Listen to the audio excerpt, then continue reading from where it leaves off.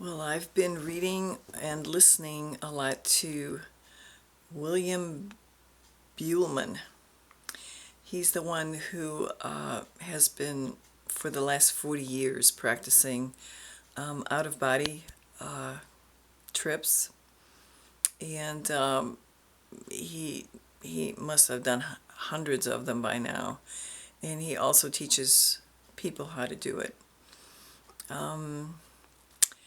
I am practicing some of his affirmations, and I'm going to get a CD of his that kind of talks you through a little like self-hypnosis exercise to maybe practice some out-of-body stuff.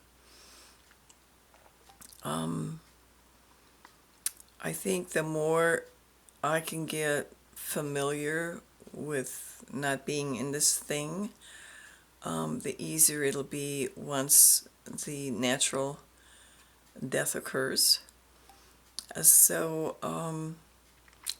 to me, it's the most important thing that I can study right now. Besides how I conduct my life and how I, treat other people, this is the most important thing because it's our next big trip.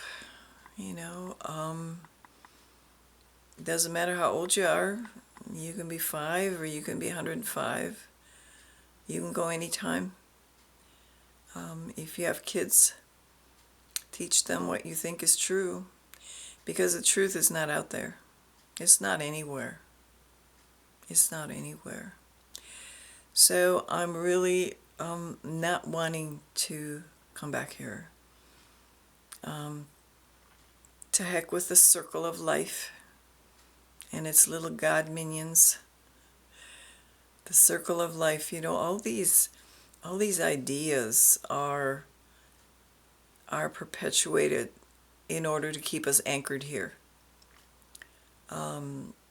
It sounds so romantic and so wonderful, the circle of life.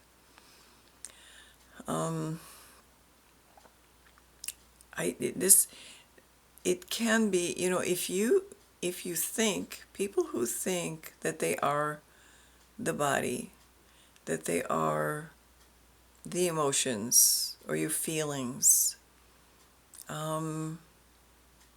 people, if you have found your true love, if you have children, if you have a fairly okay income, if you don't have to struggle too much, if you don't have bombs threatening to fall on your head, this trip here can be pretty pleasant. It can be a fairly pleasant world, even though it's still based on death. Survival means that you live off of dying things. But it can feel pretty okay. In a way, I've been very lucky not to have ever found my one true love. I've had some loves, but they weren't it. I've never had any children. I can't imagine that having children would really be tough to separate from here if you have children. I haven't had that. Have had a fairly small life, nothing great to report as far as what the system, identifies as great. And the last, I realized when I hit 50 and my health began to go, and I had to close my business and I had to, make a lot of changes in my life, my social circle really shrank down. If you are not what people think you are, they pretty much leave you leave you in the dust. So I am, friends and such are very few. I think of all the people I've known 30 years in Chicago, maybe 4 are left. And again, they're far away. I moved and they're not close. And I'm not on social media. I don't do that. So, I hear from them for birthday and Christmas, which to me, it's not really a relationship. It's nice that they think of me and send me a card, but it's not a relationship. Um, so, I have family that's close that I keep in touch with. Um, but luckily, I don't have that many people attachments. The ones I have, it's hard enough. It's hard enough to think that I'll never see them again. But even if we stay after we check out of here, even if we stay in the matrix, there's no guarantee you're going to see those people again. And Mr. Buhlman says that 80% of humans who pass on stay in the astral plane. So in the astral is very much like here. It's just cleaner, it looks nicer, it's a little more etheric.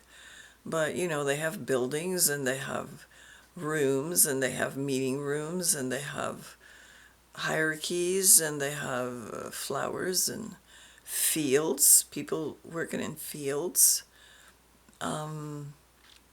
rivers, all kinds of stuff like that, music. You can get a pretty good idea of what the astral is like listening to the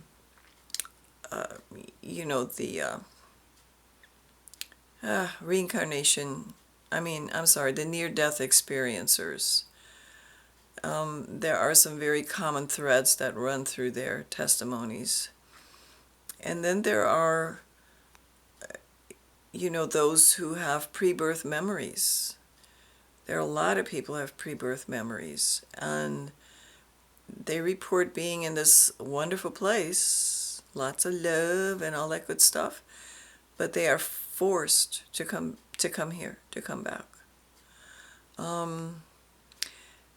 There seem to be like unlimited amounts of realities in the astral.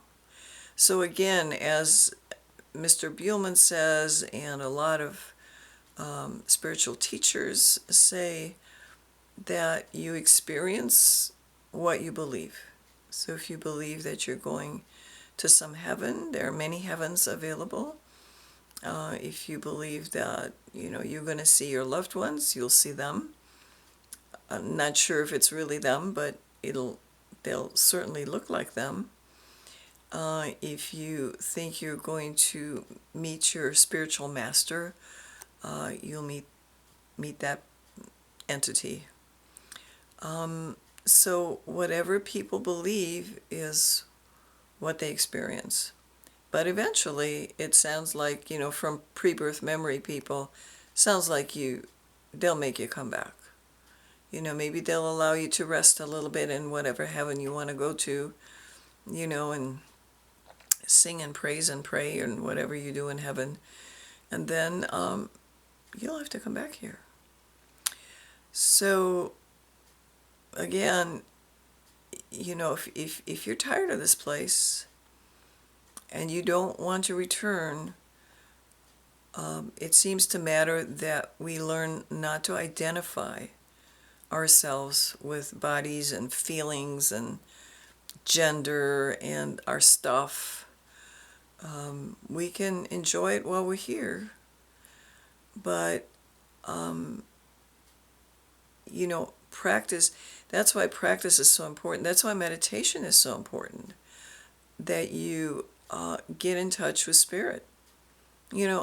All the I've had a lot of different teachers that I've met in my life, and I've realized that the true teachers, the teachers who are interested in truth and in conveying truth, will always point you back towards yourself, because The truth. The truth is inside you.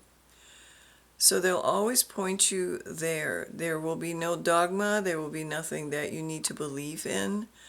And they may have some techniques that they can teach you on how to connect to your spirit. And that's it. That to me is a true teacher. So again, disconnecting from what you think you are here and connecting to your spirit. And I think of spirit, when I think of leaving my body, I don't think of myself having arms and legs and a head. That's astral body stuff. I think of spirit as just a drop of consciousness, basically a drop of consciousness.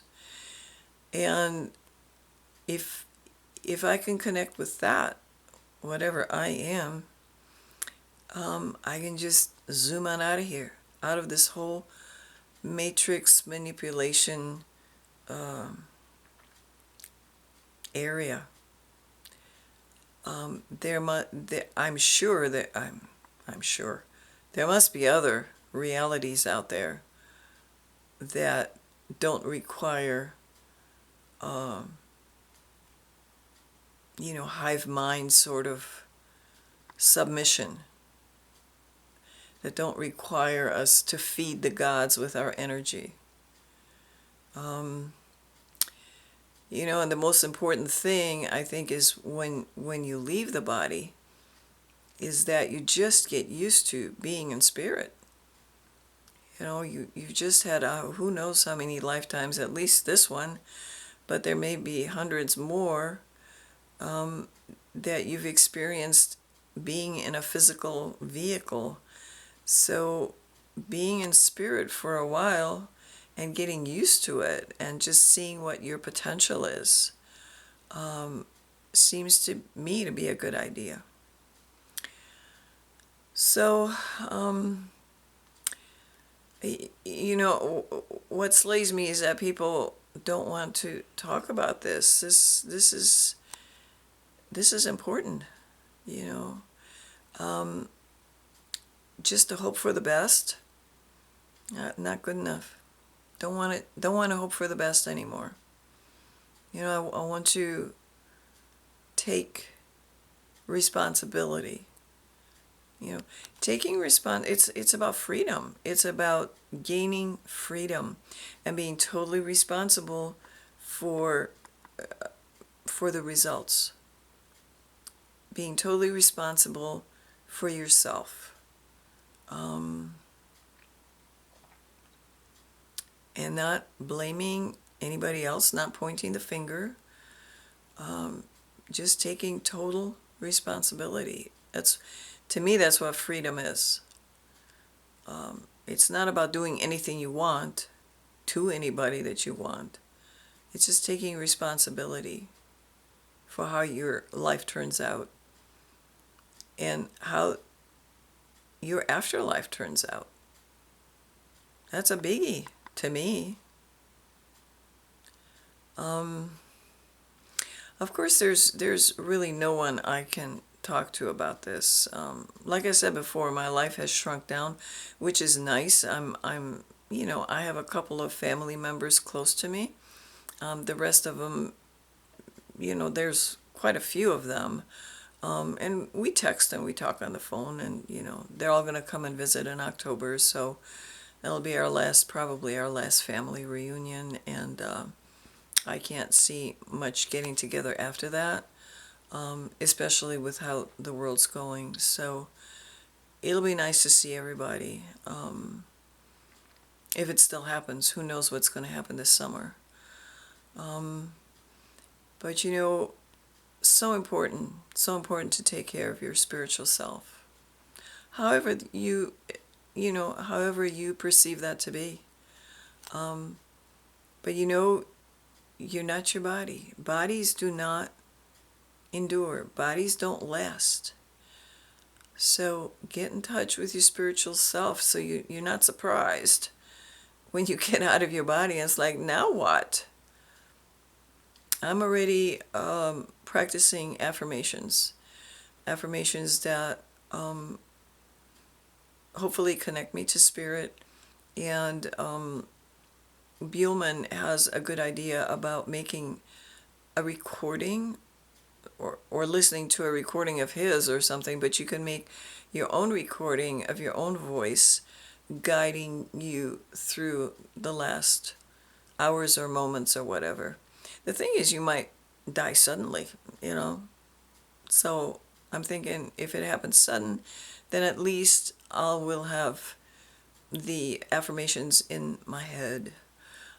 It's better than having all this other nonsense in my head, right? And you know, as far as this life and taking care of yourself here, just let's just all stop with the news. You know, it's all it's all that is disinformation.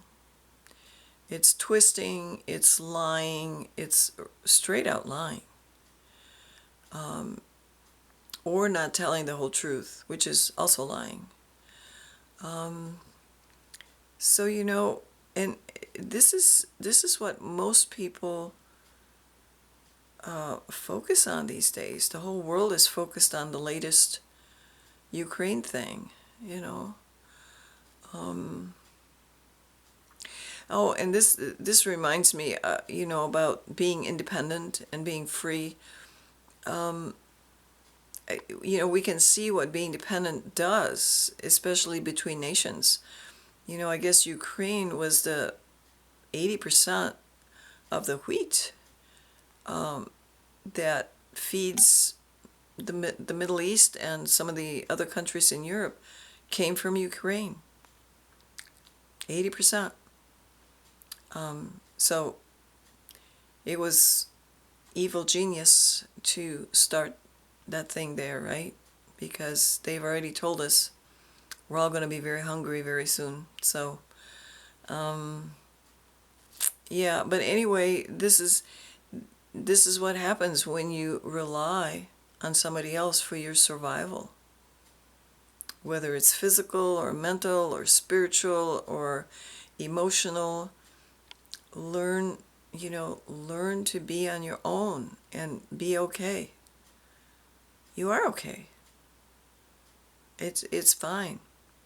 You know, sometimes, you know, I can't really talk to anyone about the things that are most important to me, which is, you know, the reincarnation conundrum,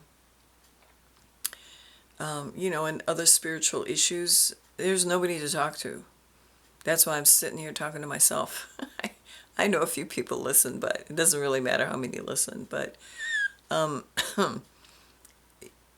you know, and sometimes that can get to me. I feel like, man, I wish there was somebody I could connect with on that level. But then, you know, I kind of sit with that for a little bit and, you know, feel the feelings of, you know, whatever loneliness or whatever that thing comes up.